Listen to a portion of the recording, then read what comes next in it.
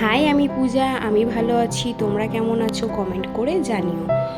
আর আমার পেজটাকে ফলো করে দিও।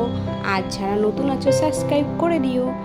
আর আমি অনেকদিন ভিডিও দিতে পারিনি, এবার রেগুলার চেষ্টা করব ভিডিও দেওয়ার চেষ্টা করি, আবার করব, দেখা যাক কতটা দিতে পারি। তো আমি একটা মুখে বেশ 5 মিনিটের মধ্যে কিভাবে করা যায়, 5 থেকে 10 মিনিটের মধ্যে, যখন খুব তাড়া থাকে তো সেইভাবেই করব। আমি আগে ভালো করে মুখটা ভালো করে ফেস ওয়াশ করে নিয়েছিলাম।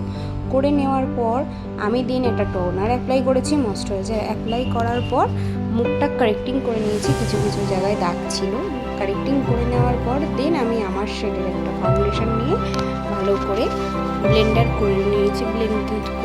ব্লেন্ডার দিয়ে আমি ব্রাশ ইউজ করিনি, যেহেতু আমার ড্রাই স্কিন, তাই আমার স্কিন থেকে উঠে যায় মেকআপটা, ওর জন্য ব্রাশ দিয়ে করলে দেখেছি আমার স্কিন থেকে উঠে যায়, তো আমি ব্লেন্ডারটা ইউজ করি।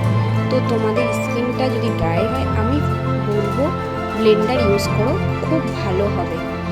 তো তারপর আমি কারেক্টিং করে নিয়েছি নোজ আর ভালো করে ফোreheadটা। আমি একটা পাউডার দিয়ে লক করে নিয়েছি মেকআপটা লক করার পর আমি আইব্রোটা কারেক্টিং করে নেব। তো তোমরা আইব্রোটা কারেক্টিং করে নেবে।